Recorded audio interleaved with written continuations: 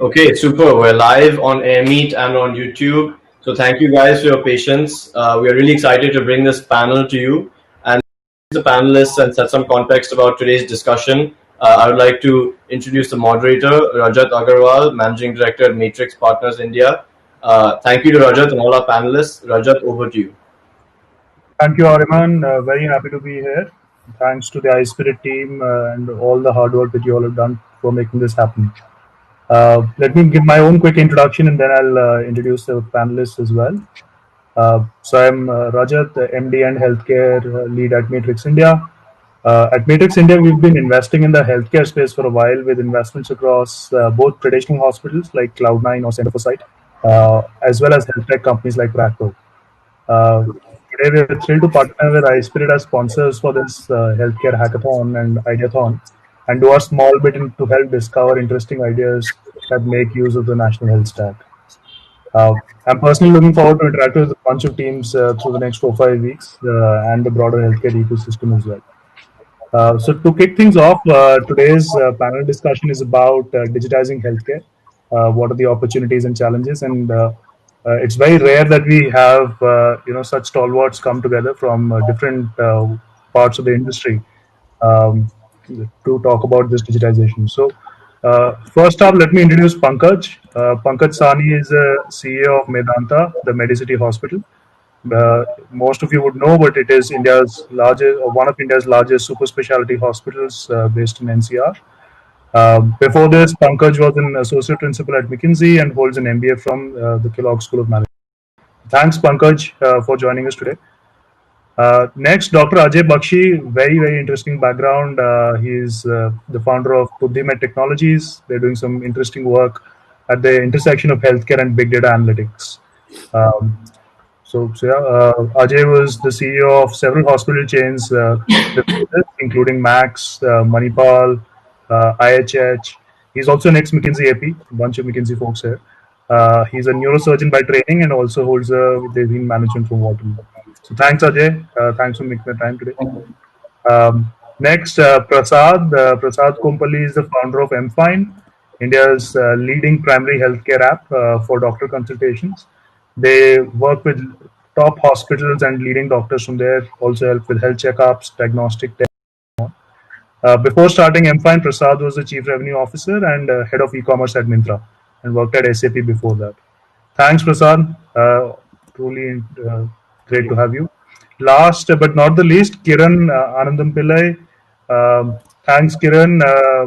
Special kudos to you. You've been instrumental in getting the national health stack to where it is today. Kiran is the technology advisor to National Health Authority and a core volunteer at iSpirit for the last several years.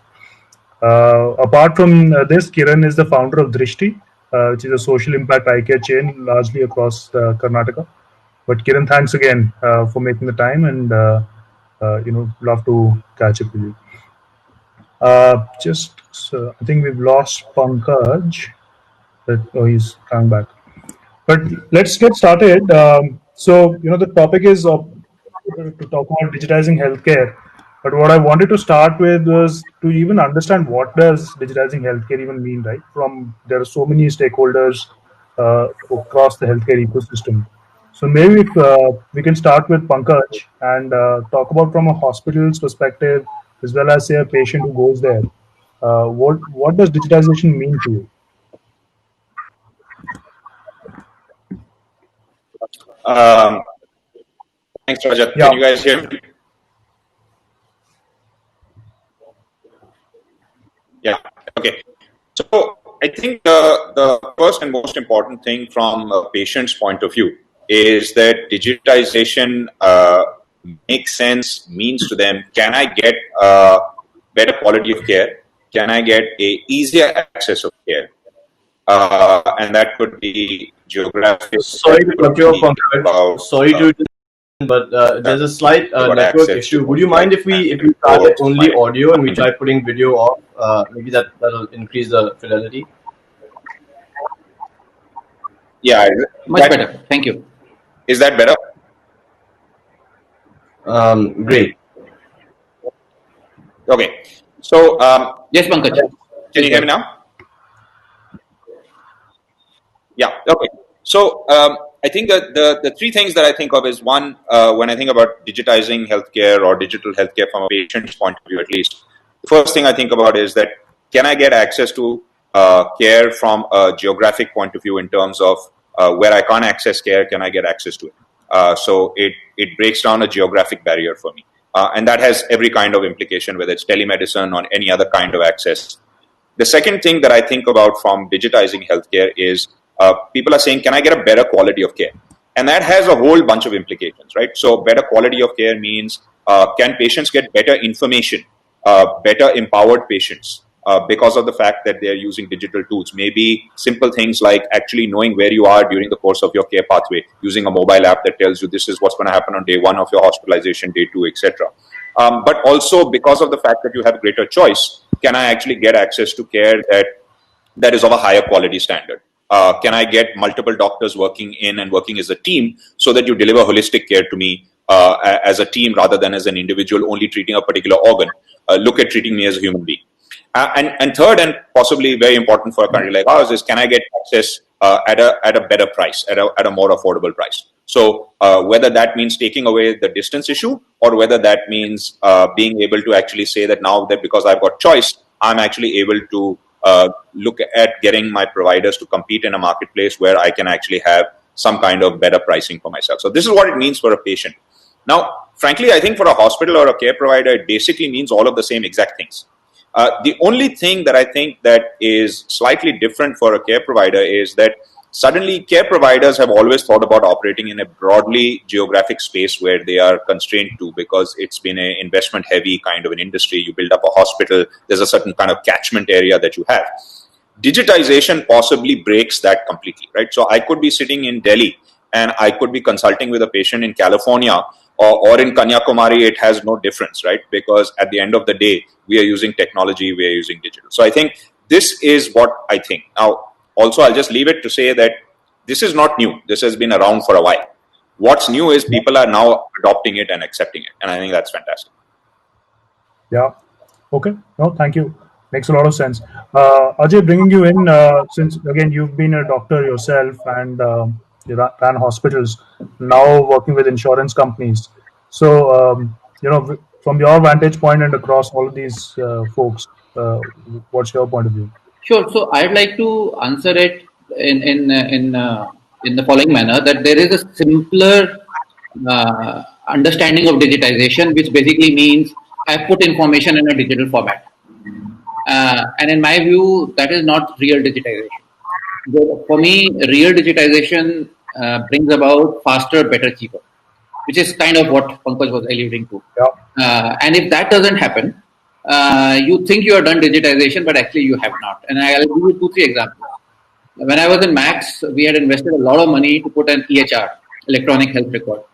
And they had already been doing this by the time I joined. And 99% of all doctors were uploading their data onto the EHR. But when I joined and they said, you're a doctor, get out this as a doctor. And actually the answer was nothing. It was done as a management tool with the hope that it will improve something. But if you started measuring what was faster, what was cheaper, what was better, actually it was not there. And that's partly because of this misconception that I put something in PDF and it's digital. You can take the example of cashless claims as well. So cashless claims is a good revolution, but looking at it from an insurer's point of view, he still does the same thing that he was doing with paper. Yes, a manual person opens the PDF, he reads the policy, he compares it to the incoming claim, and then he makes a decision. So I think across the board, digitization should refer to not converting information into digital formats. It should refer to deeper innovation. That could be process, that could be technology, that could be people using things in a different way for something to become faster, cheaper, better. Otherwise, it's no point in it. Yeah. Yeah. Prasad, over to you. Since you also do diagnostics and work with these top doctors that Ajay mentioned, what's their viewpoint? And I'm sure that's where a lot of challenges exist. Yeah, I think most of the points, absolutely from a patient point of view, are increasing the access is an important thing, and finally leading to even affordability. somewhat what Ajay also alluded to, right? So I think our learning was very clear that if digitization doesn't change the, let's say, the productivity or economics of a doctor's care delivery, this means nothing, right? Either you see a patient on video or in person, but the same amount of time, which is the costliest commodity of an expert doctor, right? So the time and thinking. So that if it's not changed, that economics of it, the productivity of that is not changed. I think it means not much. I mean, the question will go unanswered that what is it for the doctor, right? In the end, so they should be they're able to, and they should be able to do look at more and more patients and deliver care and all take the expertise. But that is the biggest opportunity in digitizing, right? Changing into completely removing the barrier of distance. At the same time, being digital, I think there is a chance to create or mimic some of the protocols and what's the doctor's thinking, etc., and create a very efficient assistance for him or her, and that's where the productivity game changes as well. That's what we observe, saying that unless the doctor is able to be assisted because the data is digital, right? Then the digital starts to mean a lot more things when it becomes directly impacting the economics and the productivity of it. Same thing with diagnostic labs. So you do get, like Ajay was mentioning, when you get a diagnostic test done and the lab comes by email, people think it's digitization, but it is not, right? I mean, in the end, the dots are not connected. Unless you really make it machine readable, unless you really make it longitudinal data that is analyzable for an individual patient level, neither the doctor benefits nor the patient. That's what we see with the examples that we have done in the product, etc. To once you translate the history of health history of the patient into digital form, which is presentable with a lot more intelligence around it, context and perspective into it. It boosts greatly the productivity of the doctor, and that's when the digitization really starts to deliver value for these doctors. And is it only productivity for the doctor, or are these tools that you're building or thinking of building also going to help in diagnosis itself or Yeah, provide itself? yeah. As I said, it helps them. It helps them in being accurate. It helps them in collecting all the relevant information upfront, right? And I think a lot of healthcare is actually the right healthcare is actually long-term, longitudinal, not really transactional and episodic, right? Yeah. So that's where the quality of healthcare changes significantly, right? I mean, you want to go through, 4 or 5 diagnostic tests over the last 2 years of a patient, the reams of paper and different labs doing different way and presenting, etc. I think there's a lot of error proneness in that, and at the same time time consuming. So those things can be dramatically changed. I mean, the effect of knowing the patient's history in a deeper way significantly changes the way care is delivered by the doctors as well. That's what they see both, right? They see more patients and they see that they're able to be enabled with better quality care and more effective care. Yeah. Okay. Kiran, you have a very different vantage point, both from the government lens and policy lens, as well as the type of patients that you work with, right? Who are more tier two cities potentially. So, what's the government's view on this? And would love to hear your thoughts. No, I think it's not very different from what we're hearing from most of the other speakers. And I think the key question has been that, investment in IT, in healthcare. I mean, I think if you're starting any business today, and whether it's healthcare or non-healthcare, I think it's almost impossible for you to say that you will not use some level of IT or digitization. And I think as we visualize the future, I think we should expect even things that are lower on the digital scale to kind of start moving in. But the real question is, can all of this data that we are actually creating, and much of it already digital, how does it actually unlock value for everyone in the ecosystem, whether it's for the patient or it's for the doctor, right? And so in some of these conversations, you'll hear us use the term plumbing layer. I mean, in reality, you are kind of trying to make sure that, the data, as Ajay was pointing out, becomes really useful from either a patient perspective or doctor perspective. And in my mind, two things need to happen,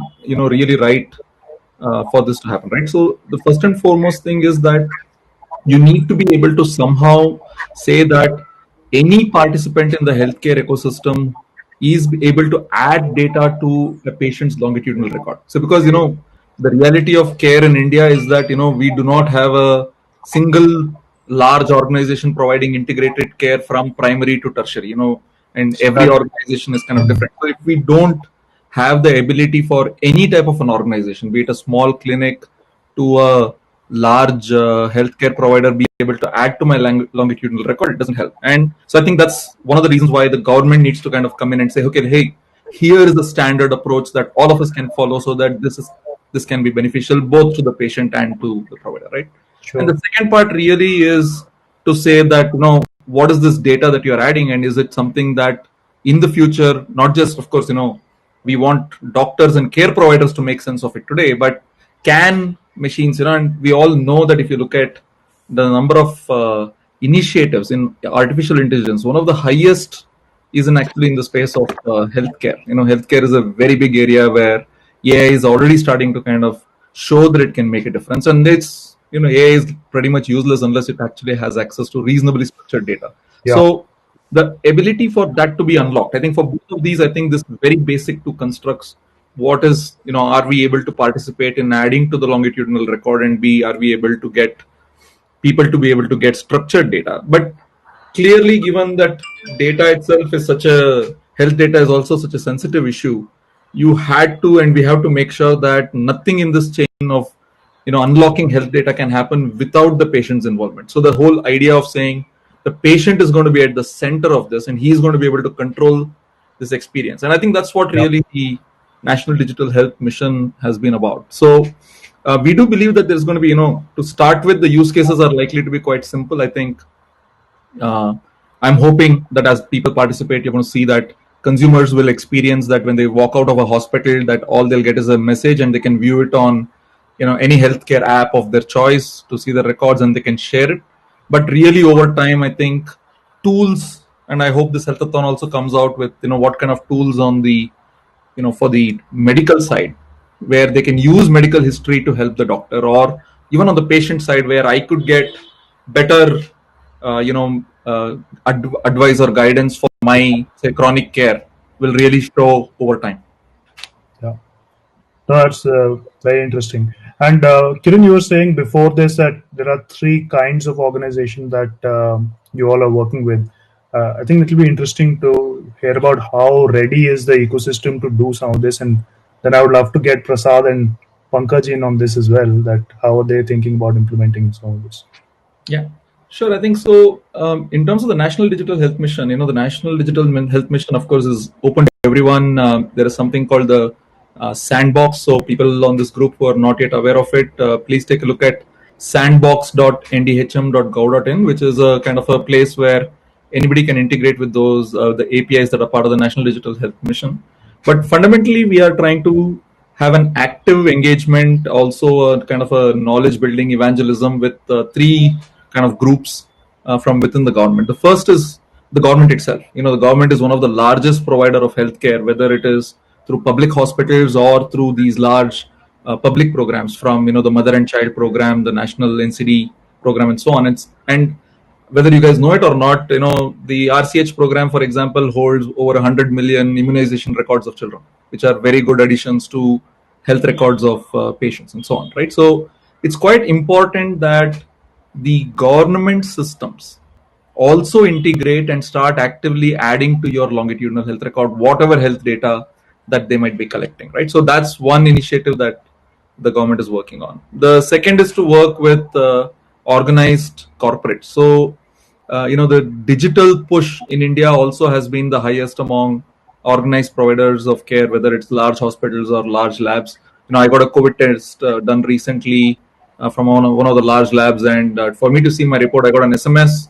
I had to go to their site, and then I had access to the PDF. Now, what we expect will change with NDHM is that I will still get the SMS, but I will be able to actually get it added to my longitudinal record, and I'll be able to view it on an app of my choice, right? So that's the shift we want today. It's likely that in a year from now, that COVID test report that I got is not likely for me to remember that user ID and password or what was lying on a single provider site, but really to kind of bring that into kind of this one. And the last one, and that's the group that we care about, making sure the adoption happens, is anybody providing software to hospitals and labs, right? So telemedicine is of course a separate category, but apart from the telemedicine players, if you're a LIMS lab information software provider, or you're providing a EHR EMR software to a hospital or a lab, we would definitely want that community to make sure that they adopt and start having NDHM compliant software, so that when a healthcare provider is starting to do an IT investment, they're already getting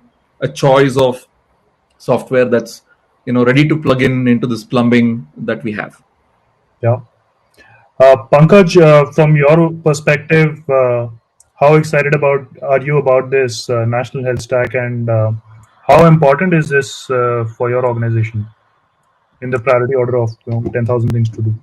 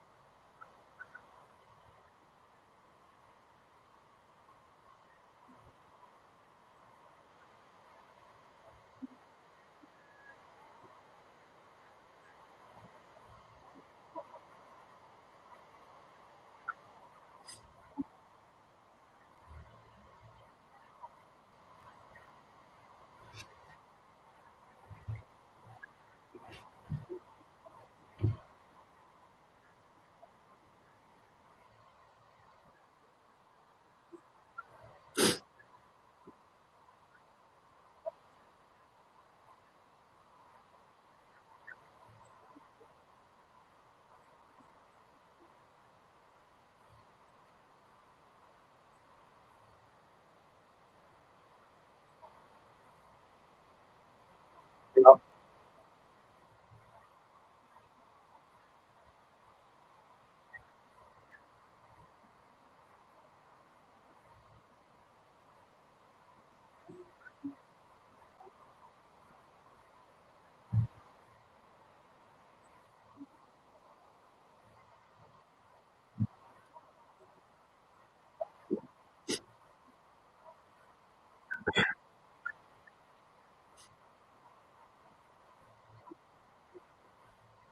Yeah, yeah, makes sense. Just I want to bring in Ajay before I bring in Prasad. Ajay, isn't this just very hard to do for hospitals? And traditionally they've been slow to adopt technology. And this almost reminds me of digital transformation exercise that we used to do in McKinsey back in the day, right? For a bunch of industries. ये कैसे होगा? So I'll tell you where the failure has been. It has been hard, but the failure has not been on the doctors or the hospital side. The failure has been on the technology side. As a CEO of Manipal for sure, and definitely even in my last role at Parkway, I have met with lots of startups who come with an idea, a technology, which they say the doctors should adapt. But when I ask them how many doctors have you spoken to, it's actually very few. And most of the doctors I've spoken to are the 55, 60, 65-year-old professors who are not going to be very welcoming of a drastic change in the way their things work. So I think the way there's this myth that healthcare is very slow to adopting technology. Actually, we buy machines for 20 crores, right? I mean, a radiation accelerator, the whole machine costs more than 20 crores. The proton beam therapy was bought by Apollo for 900 crores. So when they can make that bet on technology, so there is no reason they can't make a bet on information technology. But the problem has been that the information technologists have said that, oh, we have solved this in how to deliver food, and therefore we can apply that to how to fix appointment. So I think there is a lot of domain that is required, and if that was there, then things will move much faster. We should get in the technologist here to comment on this. No, I think it's pretty much agree with that. Day one onwards, the learning has been very clear. I think healthcare is not a common sense domain. This is also what I tell my employees as well. So we have 3 doctors, a couple of them MDs who are product managers. Actually, they've completely left the practice and then I moved to product management. So, I mean, just as an example of how probably we have to drive building of solutions for healthcare. I think there is a lot of operational tooling that has been worked on for many years, just like any other sector, like a bank or like a restaurant or like a e-commerce store. You also do it for hospitals and doctors. I think that doesn't do the really healthcare delivery. I mean, that doesn't cut it, right? You need to really think about. If it is a hospital built on cloud, not on brick and mortars, and if this is the doctor who is looking at patient always by default remotely, not the physical touch and feel, etc. You need to reimagine on those conditions, in those conditions, how the healthcare is delivered, how data is understood, how the analysis of data and conclusions of diagnosis and treatment plans are done. How do you follow up? So I think that's where really I think not a lot of technology has happened, and in the last 3-4 years, definitely that has changed, and people are moving from just tooling of transactional or operational things in a hospital or around a doctor, like a practice management. People are really going into healthcare delivery. I think that's the big opportunity we were excited about, and it's I completely agree with Ajay that it is a deep domain expertise game. That's why engineers and doctors have to come really closely together and then deliver real new solutions. I think what Kiran and the team are doing, what we are part of it as well. Our CTO and myself have been there as well, and building some of the standards and being the early implementers of those. I think we see that this is now addressing the real problems of standardization, data portability across providers, better consumer experience, access, etc. So this is much different than trying to get a standards in how to get an appointment or how to get a simple things done, which are just let's say peripheral things in healthcare. So that's why we are very excited about how to get to this, and we really believe that it helps us scale as well as create a level playing field for at least from the consumer point of view. Just the example that Kiran shared, right? So my data is with me, portable across, and I know my health, etc. And that's definitely a big starting point for like Pankaj was sharing, from managing fitness to managing health. Sure.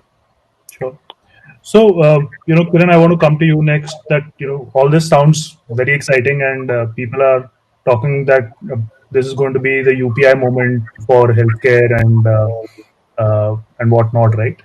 Uh, but there are challenges, like you also mentioned that there is a lot of fragmentation in healthcare. Like UPI, there was a payments use case which was very engaging, and P2P was viral in nature. So how is this going to be different or same, right? From your vantage point of how you think about it. No, I think I don't think. While I hope it is the UPI moment for healthcare, I think the complexities here are far different than I think what's on the financial sector side. So, bit early, what at least I can be, very happy about at a personal level is that the interest levels that we are seeing among various stakeholders. So whether it is in the conversations that we are having with either you know the hospital and the insurer community, or whether it is the labs and the others, I think, or even telemedicine and other players, I think there seems to be a genuine appreciation that this is required for the country. So I do hope that many of these first movers do take this forward and actually showcase how these building blocks can deliver a better experience. Because see, the government is not going to be able to do that. The government is only the role really that you should look for. The government is more as a catalyst to some extent and a provider of some digital public goods that helps the ecosystem players to come together. But for the players themselves still need to come forward, find those use cases, those starting use cases, and actually deliver. So from my vantage point, I also think that when I look at the fact that most of India's healthcare is in the hands of really individual owner doctors and really small providers, that this is not good, and they are not even probably aware of the term the National Digital Health Mission or the National Health Stack, or if you start talking about fire standards, they're probably absolutely they're going to be wondering what's going on. This, and they don't need to know. In my mind, they don't also need to know. I think what I do believe is that this is a huge opportunity for a bunch of new intermediaries who will actually look at how to deliver better consumer or patient experiences for these customers, right? Solve their problems. Like, one of the things that we are saying is that for the large, for anybody who's doing at least 20 to 30% cashless or corporate processing in their hospitals, I'm sure they know the pain of reconciliation and the pain of processing claims today. And I think the National Digital Health Mission is looking to solve for that. And but it's just again going to provide some kind of a building block. Somebody needs to still come create that strong experiences for the hospital or for the patient, right? So, and I think in many ways I see this as an opportunity. And even in UPI, I can tell you that from what little I know, that if you look at the consumer experiences and the use cases that was built in the first 6 months, most of it actually didn't work. I mean, it took a certain amount of iterations and tries before you actually saw some really winning implementations that really made a difference to the market. And I think we are going to find that also there's probably likely to be the same path in healthcare. But I think the interest level is good, and I do hope to see that these use cases emerge and these experiences emerge from the private sector, because we should. I mean, I think you can pretty much. The government is going to do just a wee bit more from here, in terms of making sure that the protection side is there for the patient, in terms of making sure that these things work. But it's now really up to the private innovation layer to start kicking in. Just to add one thing, if I may, Rajat. So, I mean, we work with hospitals and doctors, etc., across the country. This is in some sense UPI moment, but we are still slow in the sense that in the last 5 months, out of necessity, out of whatever compulsion, I know that maybe my projections are a little bit overstated, but my experience is that 90% of the doctors have done at least one telemedicine case over the last 6 months. 90% of them, if not even more. How they did it? They did on WhatsApp. They did probably on a Zoom or a Skype call, or anyhow they have done it across specialities, across use cases or diagnosis, etc. Right. So the why I'm saying that we have to be fast is that I think WhatsApp is the wrong thing to use, right? But there is a need out there, and everybody has realized that there is a way to deliver care with digital tech tools. it's the right time to move fast on actually providing a standardized care with national health stack, etc., and then actually ensuring that the patient safety and security and the care is also high quality. Yeah. No, if you can give, I think, a quality of service that we get, or both on the consumer side and on the provider side, that UPI provides today, I think it's going to be very, very interesting. Right. Really looking forward to finding the next Phone Pay or Bharat Pay that comes out of this effort. So it does need a lot of private innovation. But Prasad, to your point that last few months have obviously COVID has been a tailwind for some of this adoption. What's likely to happen? What's your bet next few when we get out of this? Will people just go back?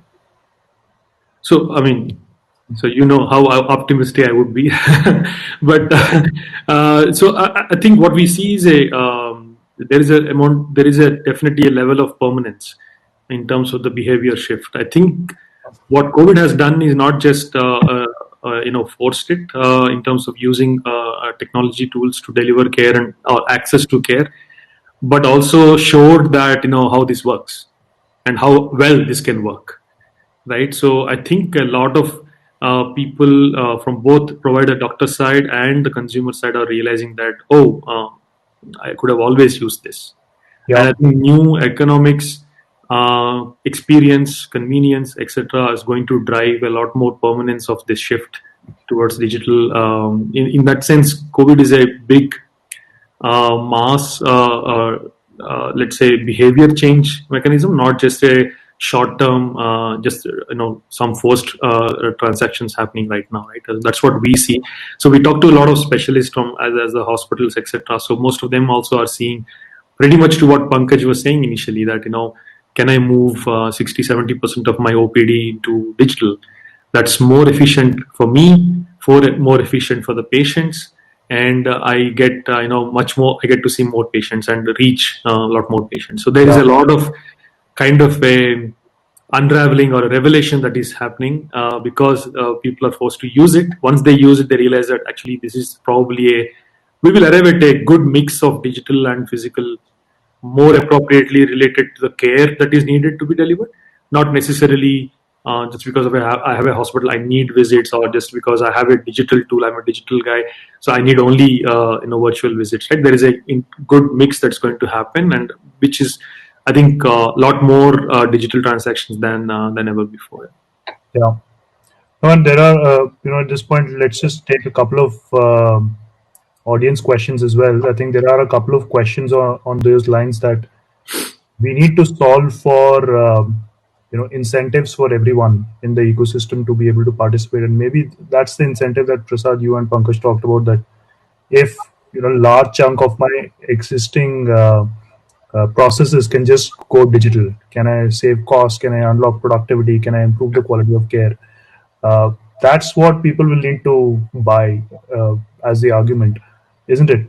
Versus just stitching all of this together and doing a little bit more. Yeah, exactly. But for a country like India, I think reaching, let's go back to the basics, right? Doctor-patient ratio, right? Dr. Ajay Bakshi, he can talk about how many of such doctors are there in his specialty in this country, maybe hundreds perhaps, not more than that, right? So I think there is an inevitability to this kind of digital, more efficient way of reaching nooks and corners of the country, and delivering better productivity for people, for doctors, because the doctor-patient ratio is so poor. I mean, this was always needed in India. I think the COVID basically made it very clear that the world, that is the solution that is always needed as an inevitable solution, is not that bad. Actually, it's very good. Right? I mean, it is definitely that works to the incentives that you can see more patients, productivity is more, etc. But on the other hand, there is hardly any other solution than always without technology to be able to scale 1.1 million doctors to 1.3 billion people. Yeah, makes sense. I'm just referring to a couple of more questions. Kiran, a couple of questions for you that have come up. This is around the data usage policy. Is the health data usage policy finalized by the government? There's still some confusion around how patient data will be used. So that's one. Second, can Ayush practitioners be benefited from the NHS ecosystem? Yeah.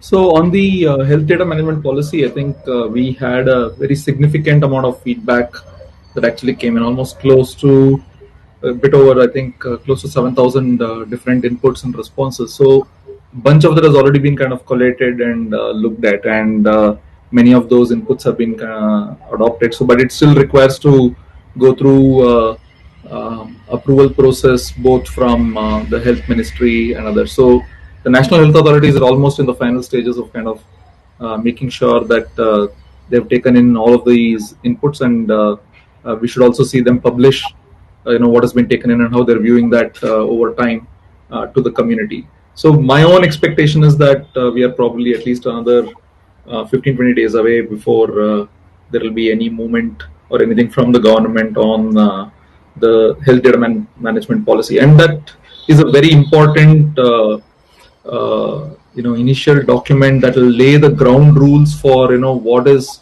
the the expectation of the participants in this ecosystem, and what is the protections to some extent for the citizens in this whole health data sharing ecosystem. So I think we should look at that.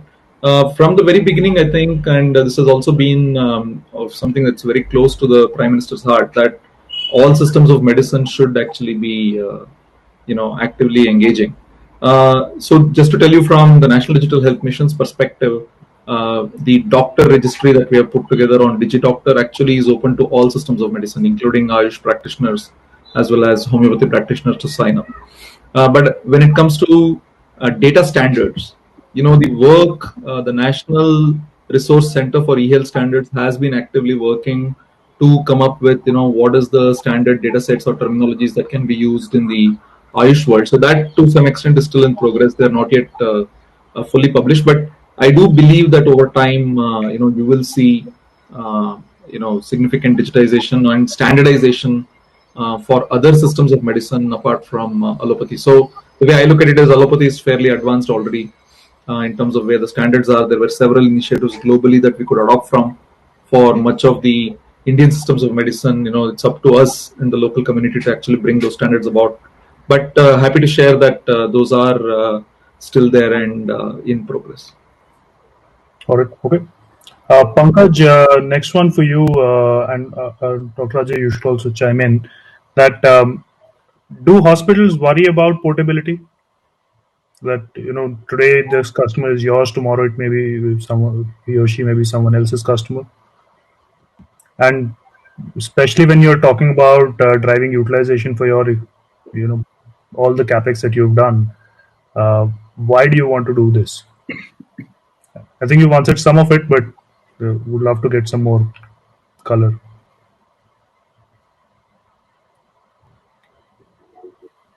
Hey, Ajay, can you chime in? I think. Okay, I'll start. So, yes and no. Hospitals worry about portability because they think that when a doctor moves away from my hospital, he or she will take away what are my patients, right? I think what portability means is that there is no such thing as my patient. The data belongs to the patient. The data does not belong to the hospital or the insurer or the pharma company, which in a gray zone, everybody thinks that it belongs to them. Which is, by the way, the situation in the US, which is why portability has been such a difficult problem in the US, because there are well-established multi-billion-dollar players who think they own the data, or at least who create barriers to portability, even though they may not overtly state that they own the data. So there is a concern. I will be very frank to confess it. But I would also push the thinking to say it's a double-edged sword. Portability also works the other way around. If you are a big hospital, you will also get access to a patient walking in your door instead of with a 400-page document that your doctor has to spend 1 hour to decode. A digital longitudinal health record, what NDHM is trying to set together.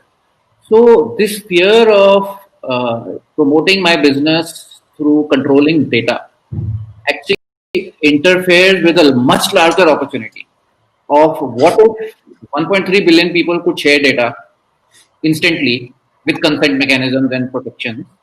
That is what happened in UPI. I mean, if you think about it, giving my bank account is a far scarier thing than giving my hemogram report, right? I mean, what will a guy do with my hemogram report? But with my bank account, he can take money out of my bank account, and we have got over that. Now we can transfer. I can buy a banana for 20 rupees with a UPI, right? So I think this is. But as use cases emerge and hospitals see the benefit of portability uh, towards them, this fear will melt away or should melt away. And finally, the patient will be empowered and the doctor will also be feeling better about it. And of course, the hospital. Rajat, if I can jump in. Yeah, please. Uh, so, one thing I think some of this fear in my mind is also not fully justified because I don't think any hospital or provider is going to share any data which they are not already sharing.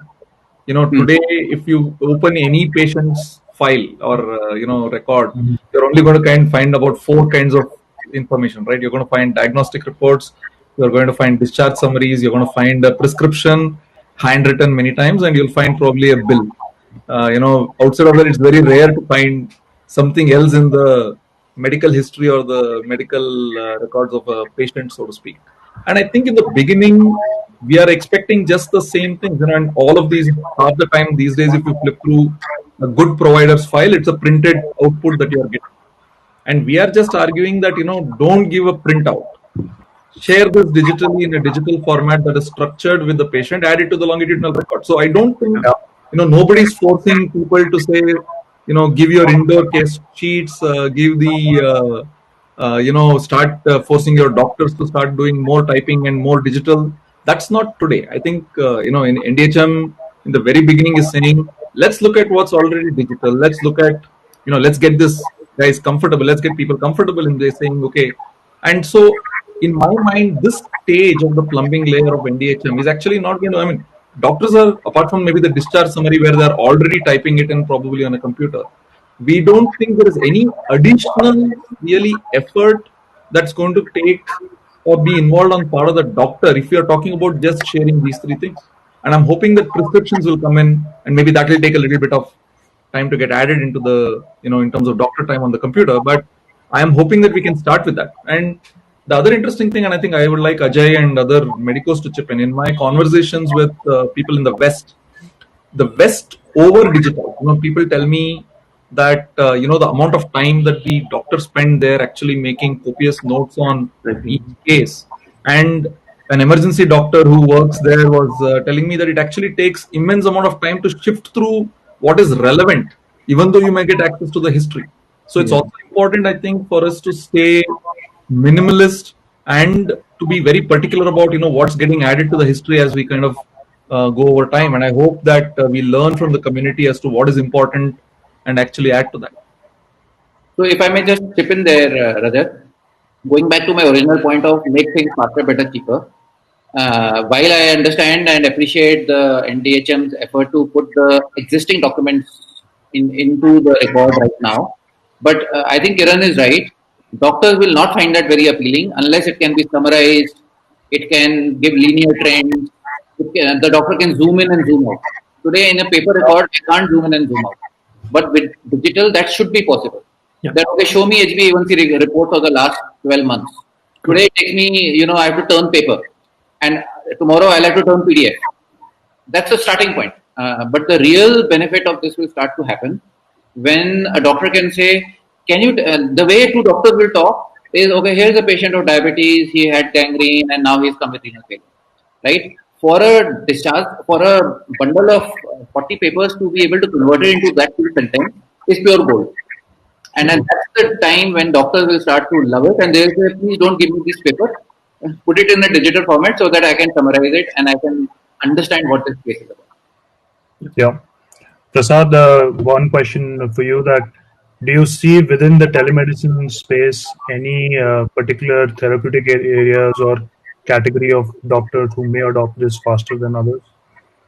Or I think there is somewhat, I think some natural areas are there. But one thing we have learned is that building MFIN, we have now everything, every diagnostic area or a specialty, as they call it, is on MFIN. And so we are seeing that all doctors are practicing from what is probably imaginable, which is a physician, to what is probably less likely to be imagined to a ophthalmologist, all those specific cases which give images in our head of examination, etc. So there is a lot of innovation going on the devices side as well, healthcare IoT devices. So every specialist is able to do it, and they're able to find the right balance if provided actually the technology is helping them in terms of understanding the patient situation deep, with all the data that is needed. The reports digitization is one of them, as Ajay and Kiran were talking about.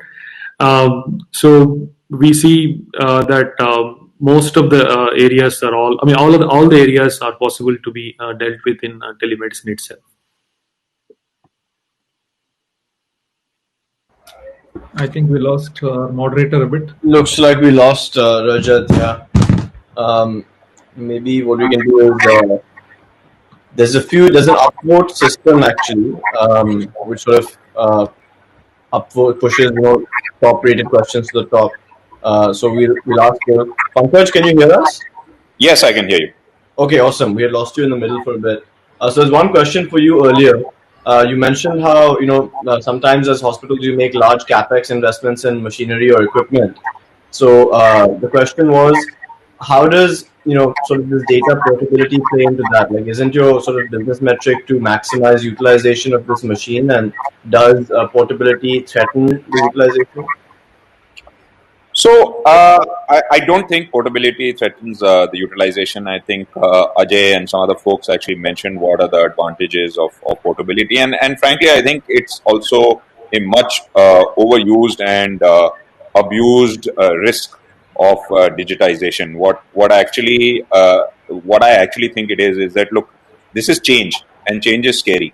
And what happens is that when change is scary, people will come up and say, "Oh, but what about portability, and what about losing my patients? And aren't you worried about that?" And I may not actually be so much worried about this. So I think a lot of this is like just general human insecurities and change resistance and fears to change are getting manifested themselves into buzzwords like, "Oh, what about portability?" And then what about data privacy, and what about something else? So I think that a lot of the stuff which is here is, frankly, people are just nervous. People are just like, "I'm fine now. Why should I make a change?" So when I heard somebody talking about how important privacy is, even though I have never followed this in my practice, or I've never worried about this for my medical record, let me also get on this bandwagon of privacy or portability. So no, I don't stress about this. The second thing is that, look, in our kind of organization, and our belief system has always been that you practice good medicine and everything else will follow, right? So maybe if you talk to people who have studied the Medanta system, people have said that you guys are crazy. We have 42 operating rooms in our building in Medanta Gurgaon, and they are definitely not fully utilized. But the fact of the matter is that if any surgeon needs to utilize them at any point in time to take care of any patient, they are available. So I don't have to tell, for example, my liver transplant surgeon that there are two critical cases and that he has to schedule them on different days. If necessary, they can all be done, and I can give you 4 operating rooms. So we have been a little bit slightly different in our thought process around some of these things. So I'm not at all worried about utilization. What I do think, though, is kind of and I don't want the audience listening to us to take away and this idea that, oh, this is great, and digital, we are going to snap our fingers, and we got amazing companies like the ones that Prasad has built, and this is going to be so fantastic, and just like you order like Ajay said, a pizza on Zomato, life is going to change. No, this is exceedingly hard. And in healthcare, it is exceedingly difficult because there are so many sensitivities involved. So this is not something that just happened, right? There's a real bunch of people working really hard, and there's a bunch of people getting really frustrated on a daily basis. And I think that Rajat asked me this question earlier around how do you prioritize, right? And in my life today, running a hospital, right? So the day goes from why is the billing guy not clearing the patient for surgery, to how come there's a delay in the CT, to what are we doing about digitization, to should I launch a home care business, to what's happening on the medical school that we want to build. So in terms of priorities, it becomes challenging for an organization, especially a big organization like ours. You have a big engine running. That engine requires to be fueled on a daily basis. And it takes up a lot of management bandwidth, frankly. Right. And I spent a lot of time in my last life working in the media space. I remember the big TV companies were saying, I don't know about these digital guys. It's really all about TV ad sales. And, I remember at that point in time, this is even before Facebook, there was a company called MySpace. And before MySpace, there was a company called Friendster.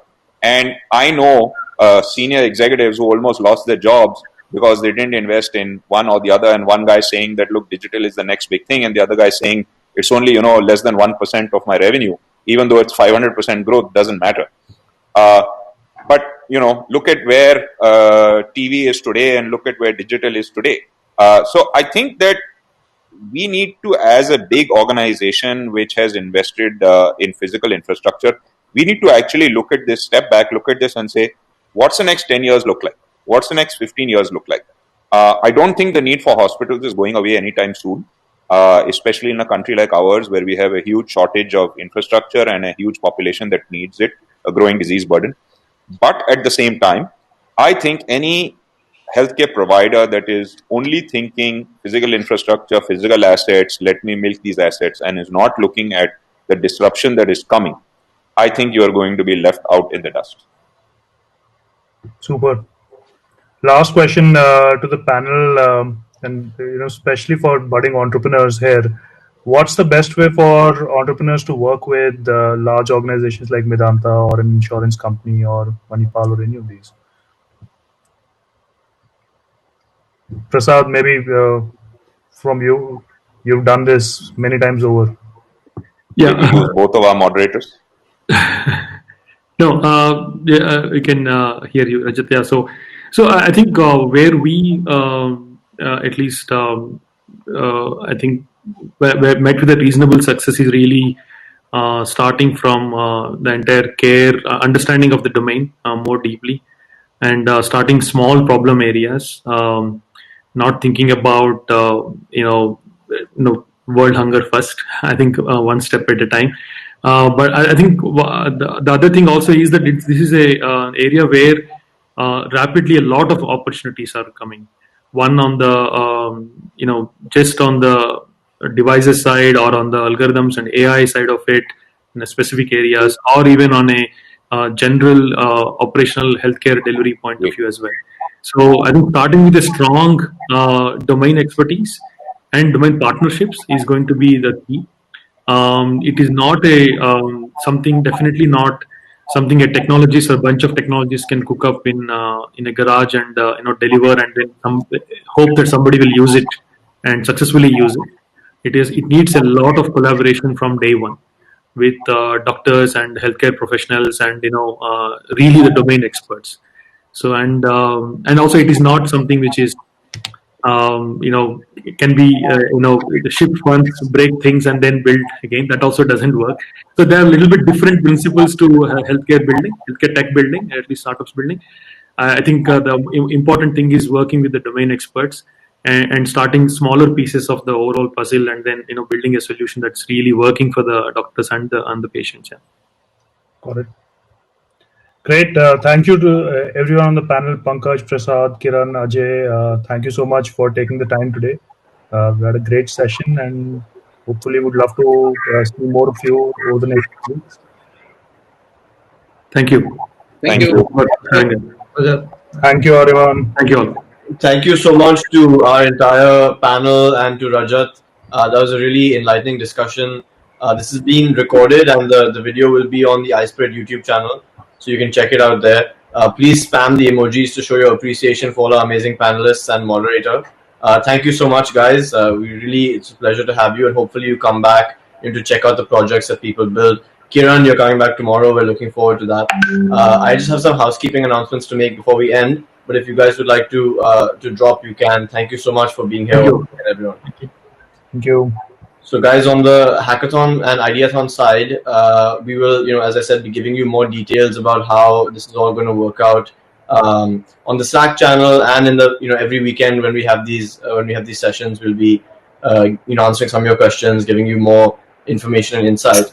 Right now, my advice to all of you is to just go through the Hack Bible document. You would have received this in your confirmation emails, and I'm putting the link in the chat. Do check that out.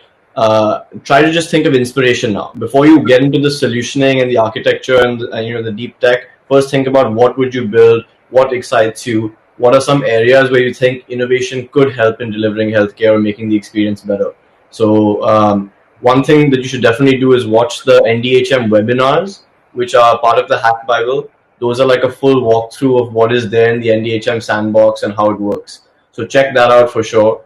And tomorrow we'll be back at 3 p.m. with a conversation called Building for Success in Health Tech Through the Eyes of Founders and Investors. It'll be very relevant for both Ideathon and Hackathon participants, because we'll be talking about best practices when building tech business models, health tech business models, and healthcare businesses. Then we have a deep dive into the NDHM sandbox, which will be a technical session, and then another technical session about this developer tool provided by Finakin Analytics. So check that stuff out. And if you guys have not signed up to the Slack, check your emails, look at the Hack Bible, follow iSpirit on Twitter, and let us know on in the comments or on YouTube how you liked all the sessions today. Thanks everybody. That's all from us today, and we'll see you tomorrow at 3 p.m. See you.